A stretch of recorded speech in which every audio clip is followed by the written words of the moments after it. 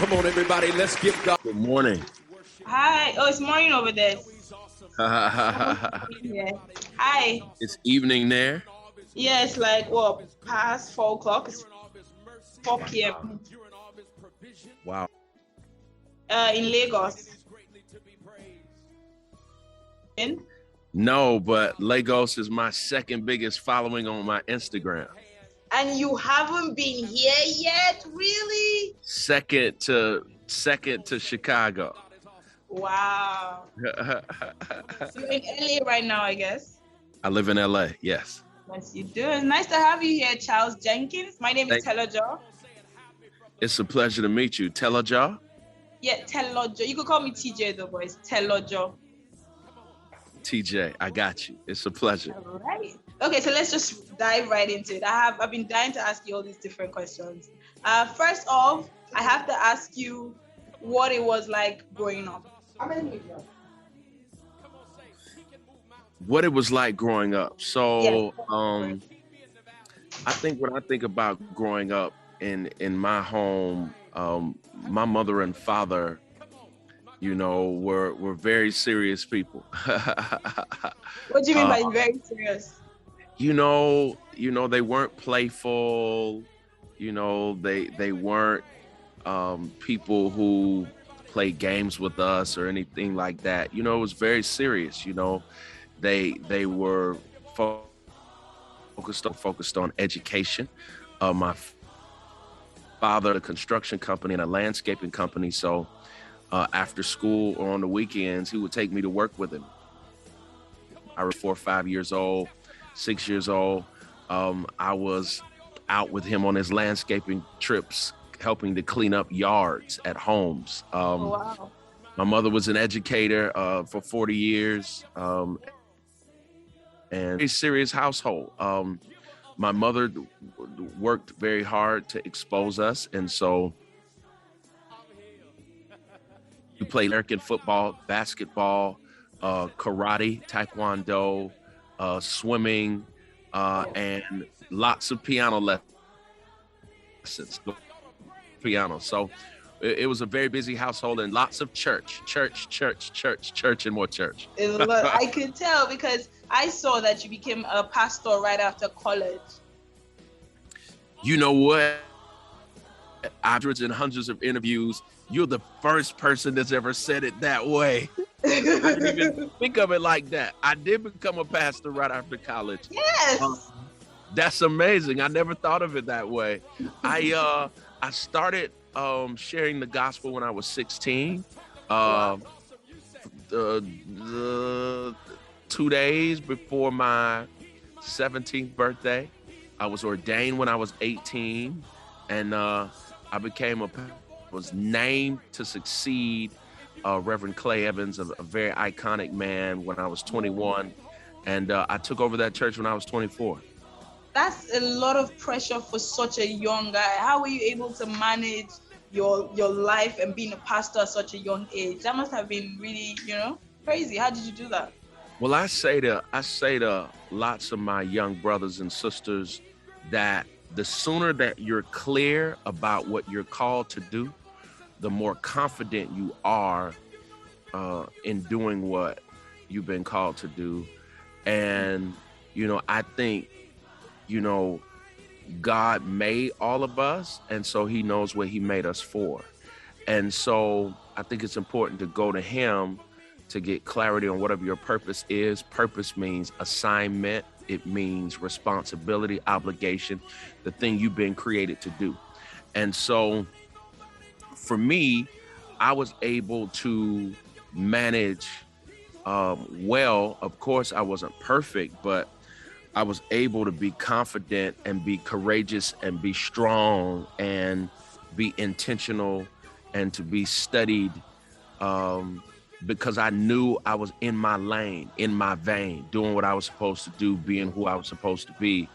And so I think the most important key to being functionally effective, number one, is clarity.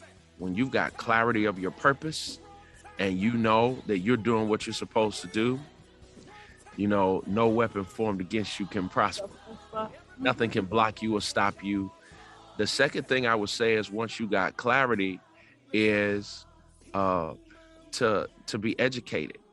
And so being a voracious student, knowing you can't tell me that there's a lane that's yours and you're not aggressively working to know it, to understand it, not having mentors, both up close and long distance, not reading avidly. Readers are leaders and leaders are readers, not sitting in settings where you can grow and be developed. And so education, and then the last one is follow through, showing up, not just being on time, but being in time and aggressively working to make sure you do a good job. And I say it this way, teamwork makes the dream work. So if I was to add another one, it's making sure you surround yourself with a circle that makes sure you don't stay in the box. Wow, that's good. Okay, so I'm going to do a brief introduction because it feels like we just jumped right into it, right?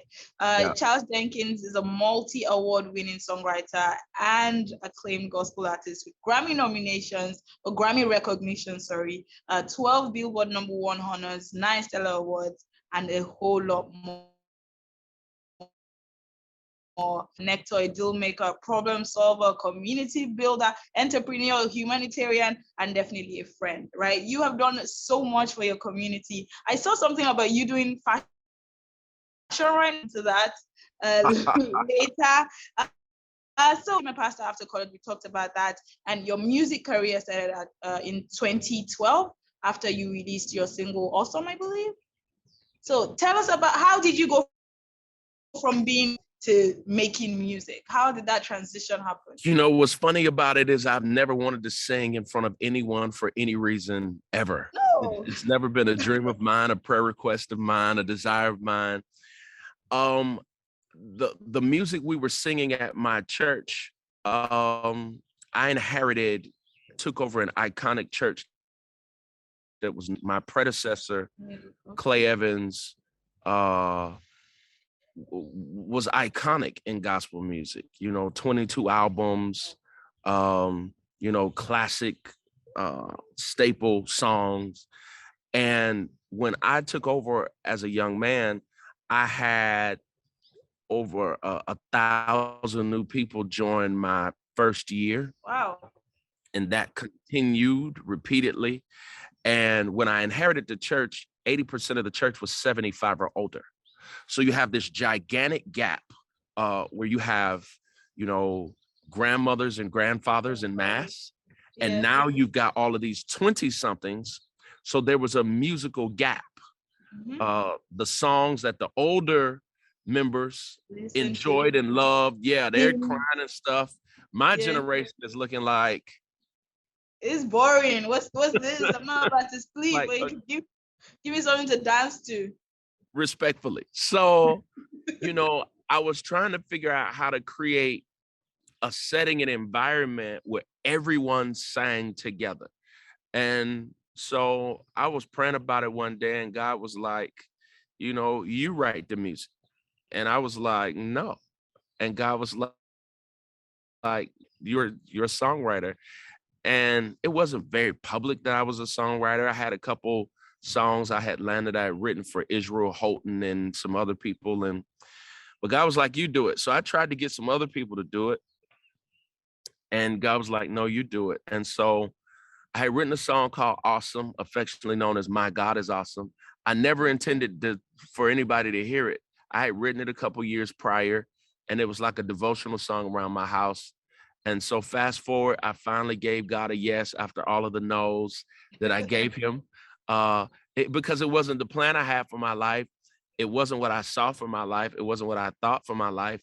But God had a plan for me I didn't have for myself, saw something for me I didn't see. And it was for me to see what God saw so I could be what he wanted me to be. And so I got my music department team together and was like, hey, guys, we're going to do an album. But selfishly, it was mainly for my church to have some music we could all sing together. And it ended up going around the world, and from America, because one of the biggest urban music festivals. I was invited to minister there, and then Jay-Z's team called and said that Jay wanted me to come do Made in America, and the story goes on. Joel Osteen's team called, and I'm like, so I'll tell you something really funny that I never say. So at the end of that year, I went to Motown, who was distributing my music in America. And Motown, I said to them, I went to Nashville, Tennessee in America to meet with the team, and they honored me and did all this beautiful stuff. And I was like, listen, guys, this is great, but I'm going back to my regular life. I'm not doing any more albums, any more music. This is crazy. I'm out of here. They were like, no, you can't leave. You have millions of fans around the world and you have to sing more and write more. I was like, oh my God, because the anxiety of it all is not natural, right? It's like, it's out of my comfort zone. Even today, it's out of my comfort zone 10 years later. So. Oh wow, that's crazy. But you went on to, write your second album, Any Given Sunday. Something right, obviously. You know everything. You're the media. Let's go. I did my research. So let's talk about Any Given Sunday. The first one, Best of Both Worlds, you said that came out of a need to help your congregation, right? So let's talk about Any Given Sunday. What was that about? Let's kick off from the name, Any Given Sunday. I wanna, and the sun is coming out in LA. I wanted to create an album where people could sing any given Sunday. Wow. The first album was Best of Both Worlds, and so the vision behind that was to create music that both the older believers and younger believers could sing together. The best of both worlds. We'll do a tribute and do some older traditional gospel and newer contemporary gospel. Let's bring the two together.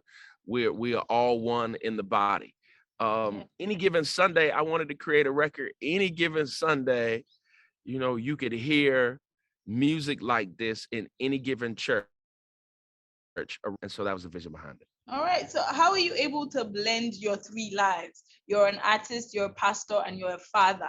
How do you merge all three of them? So I'll say two things. So I retired from being a senior pastor in 2019 after 23 years of being on the team at Fellowship in Chicago. Wow. You never stop serving God. You never stop serving people, but sometimes you change roles. Like driving a car, you change lanes.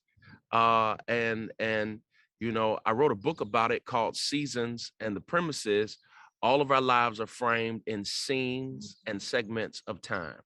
One big timeline broken into several different time periods.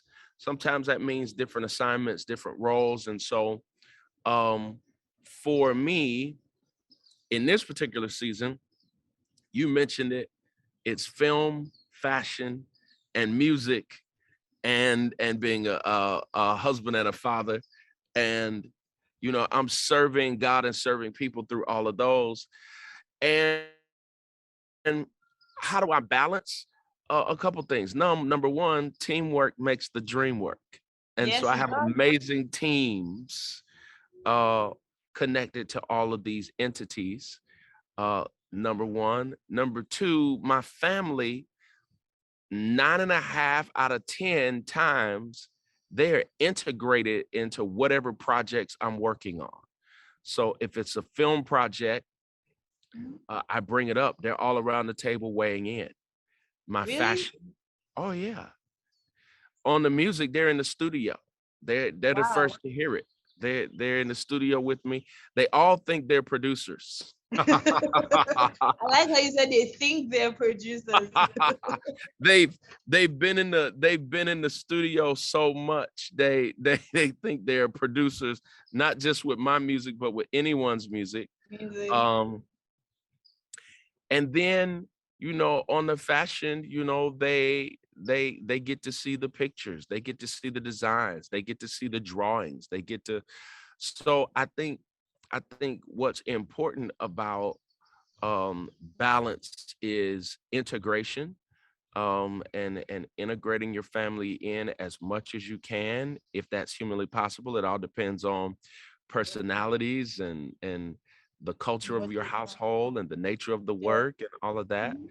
Yeah. Uh, and the last thing I would say about balance is the intentionality of carving out quality time for um, both enjoyment, both meaningful conversations, and lastly, just demonstrating care and concern without there being a problem or a challenge, but just Yeah. being interested in each other's lives.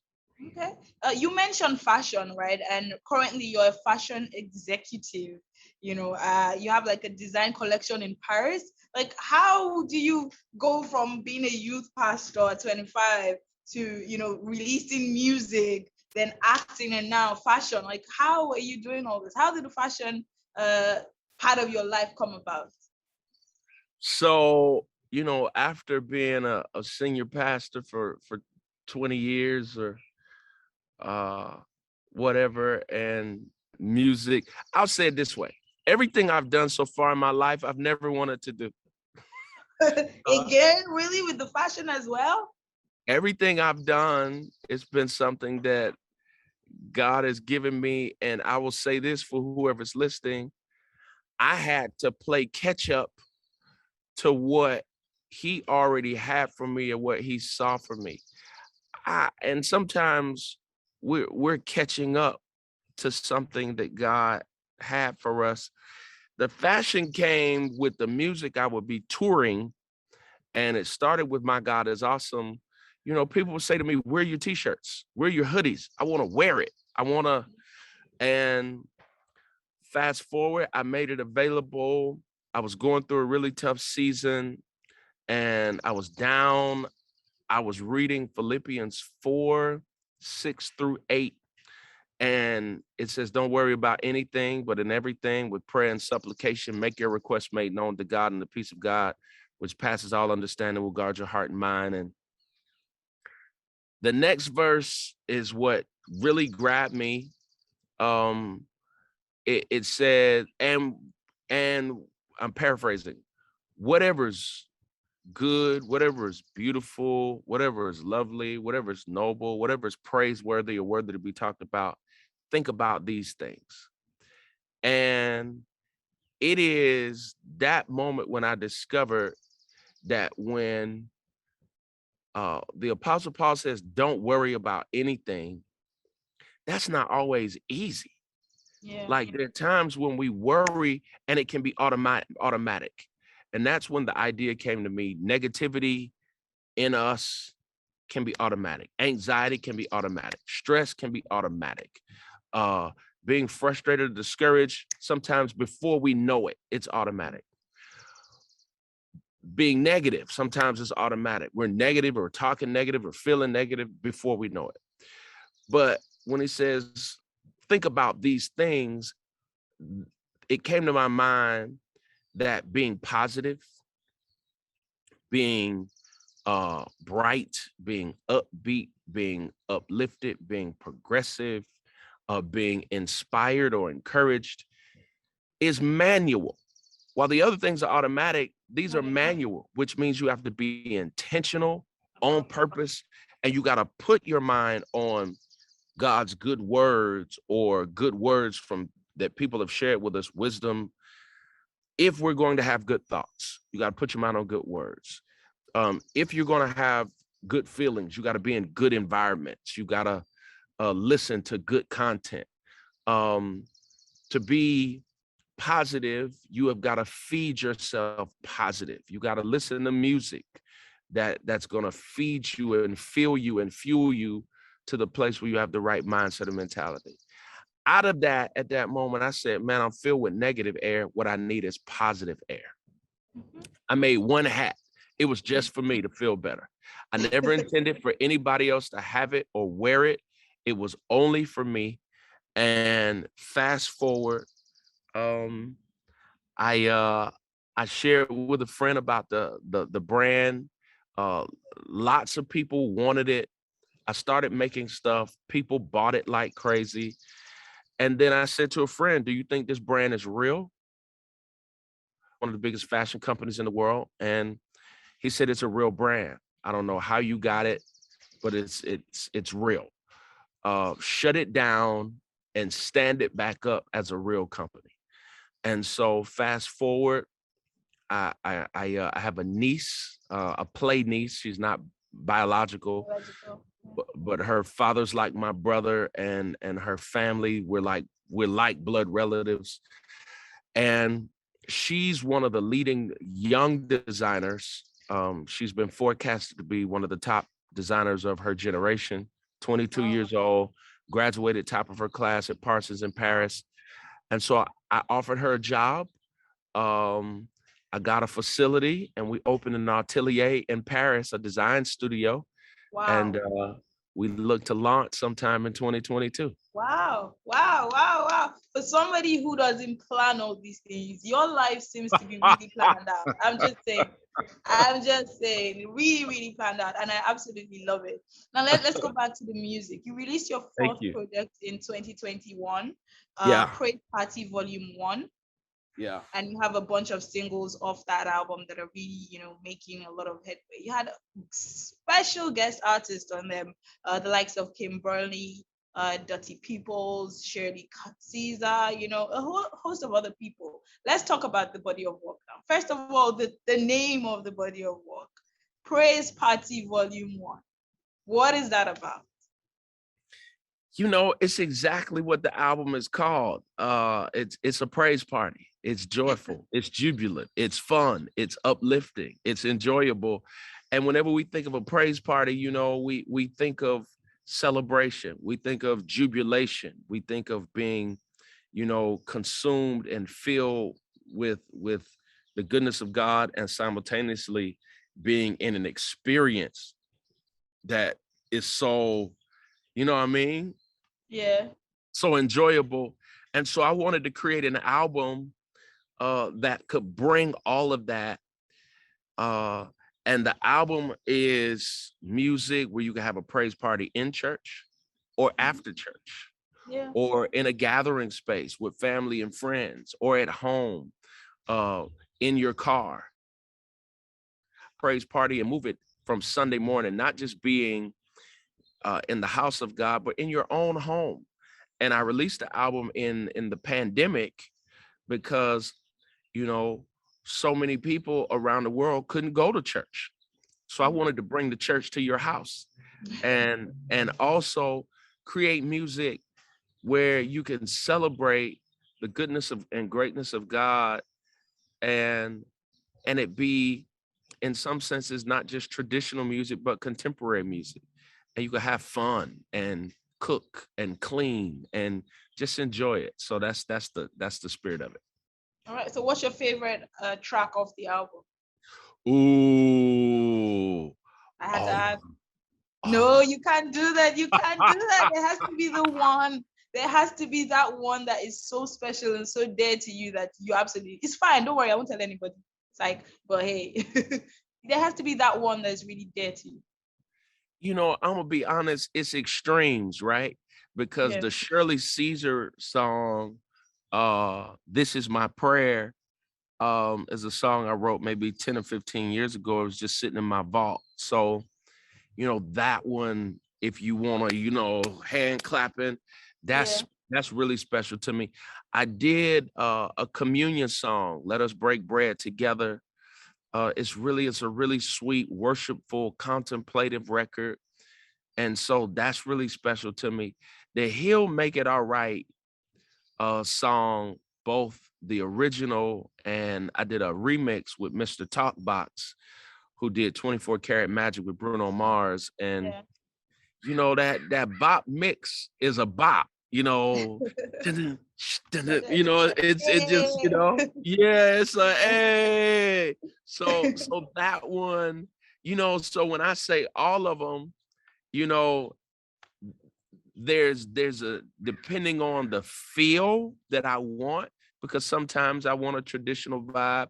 The Never Knew Love Like This Before song I remade like Stephanie Mills, Yeah. that's a bop. So Yeah. and So it's tough for me to say which one. And then I wrote all of the songs. So it's like, I It's do hard. believe, well, I do believe an artist should know what their A songs are, B songs, C songs are as far as the grade. But, you know, I have a different energy and I was in a different headspace for each one. So each one kind of holds a special place in my heart when I think about, which one. The Dottie People song, I thought about my grandmother, you know what I mean? I was in a headspace Mm-hmm. when I was writing. So everybody should hear the record. Praise Party, Volume 1. So when should we be expecting volume 2? And how many volumes are there going to be? You're good. You're really good. You're really good.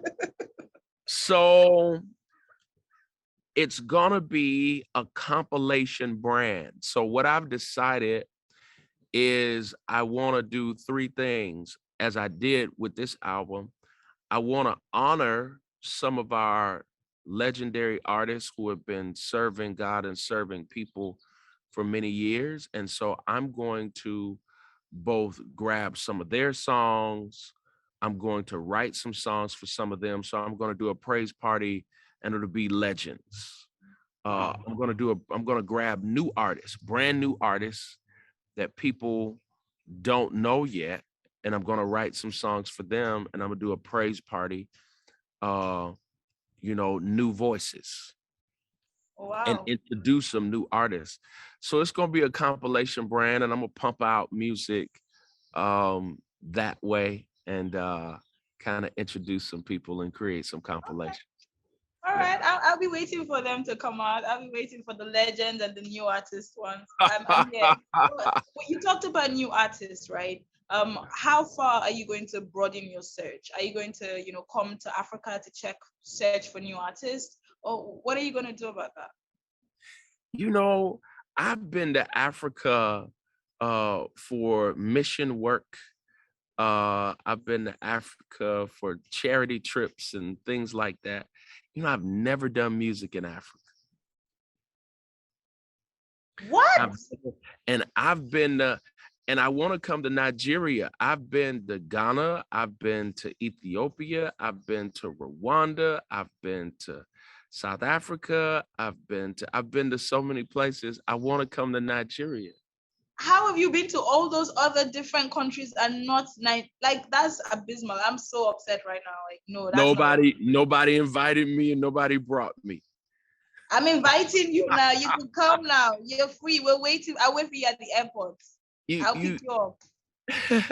You know what? I was invited maybe twice, but there were scheduling conflicts for both of those. But wow. So should we be expecting you this year? This year, I would love to come this year. I would love to come this year. And I'm working on some new, and I'm working on creating, I see the word inspiration behind you.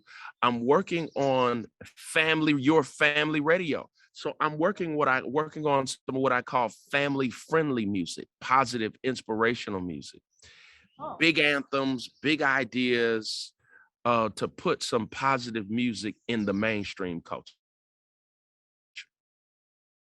Do you listen to Nigerian gospel music? Name some artists for me. Sinach? Yes. Eben? I think I've heard a couple things on the internet. But do you know the names of the artists who sang a couple of things? Yes, the second person I think I've because I want to do something. I want to do some stuff with some artists in Africa. Oh, okay. I'll be expecting that. I'll be waiting. Who should I do something with? Hey, now you want to put me on the spot. There are hosts of gospel, beautiful gospel artists in Nigeria. The list is endless. Different languages. The list is endless. Let's go. I'm telling you, there are too many to mention, right? But I believe Sina should be on the top of your list, to be frank, because she's really, she's Mercy Chinwo is one of them as well. Who Choma Jesus. There's a host of people. Like thinking like, who should I call? Because this could potentially be their time, right? Considering. But most of people that you can definitely work with in the gospel scene in Nigeria. So I'm listening for your advice. And I've got like some really feel good big anthems. I wrote a song called Everything Is Gonna Be All Right. I'm looking for it. there's Frank Edwards, there's Mercy Chinwo, there's who else again? There's Sam Song. They're different people, host of people. Can you hear this? Okay, so move your feet from right to left and say.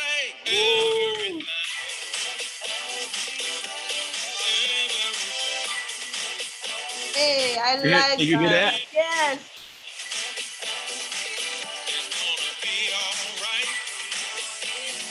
Is it called You'll Be Alright? What's the name of that? Huh? What's that called? What's the name of the song? That's called Be All Right. Be Alright. That's nice. I like it. I'm working on it. You got to tell me who you think should be on that. Ooh, Tim Godfrey, Nathaniel Bassey. Different. I'm thinking like that's a tough choice. I can't. You All can right, do. I'm gonna write some names down. All right, you All right. said Okay. Tim Godfrey. Yes, there's Tim Godfrey. There is Nathaniel Bassey. There is Mercy Chinwo. Ada Ehi, Nikki Lauye, T.Y. Bello. Different people. You think one of them would who would sound the best on that record I just played? Let me see who will sound the best. Who will sound the best on that song? I think Frank Edwards will kill it.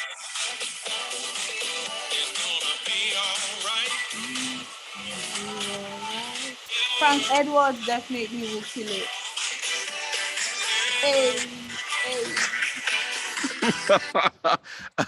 We're dancing. We are dancing. Said Frank Edward.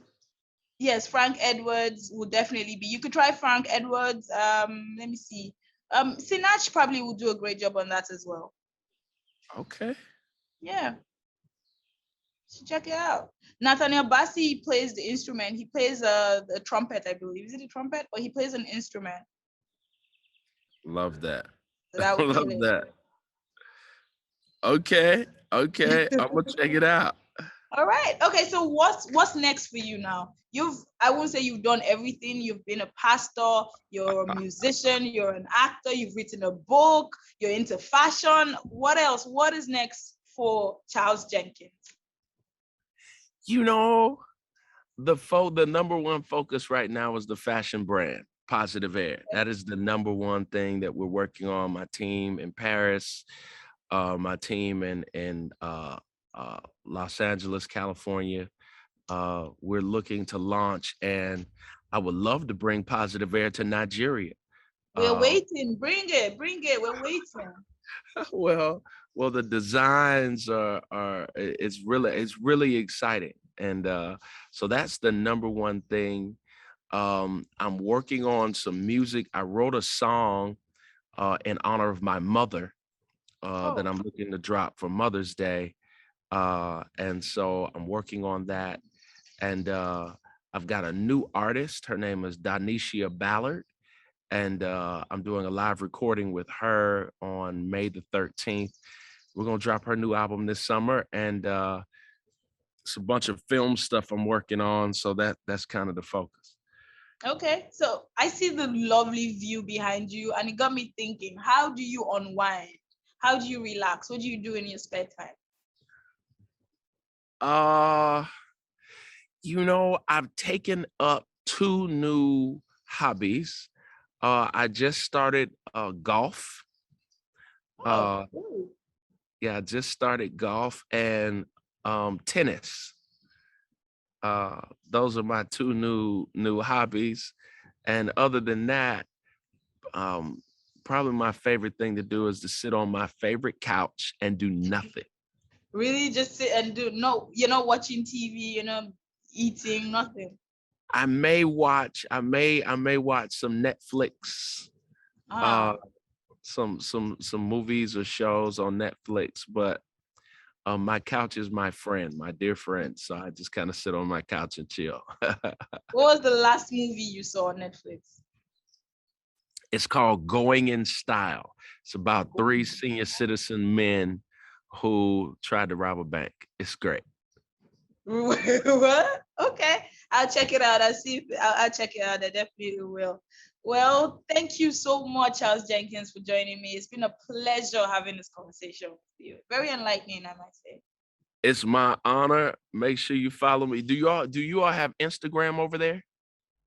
Of course we do. How would you ask such a thing? We have everything you have. I thought it was Everything. because I heard it's banned in places in Asia, or it's not in Asia. So I didn't know if No, it was in every place around the world. no, it's not everywhere. I'm gonna follow you right now. I'm back right now too. So. Okay, I'm gonna look for you. Okay, so my name is Telojo. That's TELOJOEMINA. Hold on.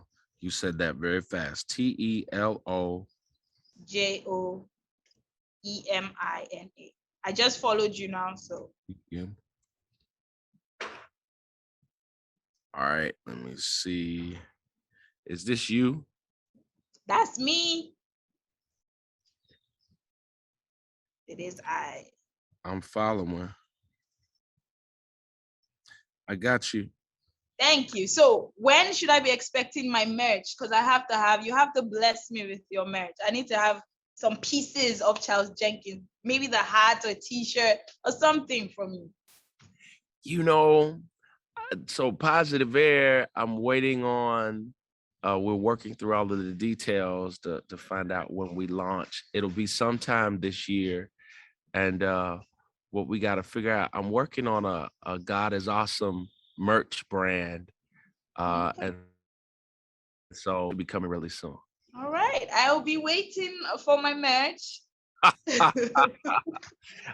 wait the arrival of my merch. Let's go.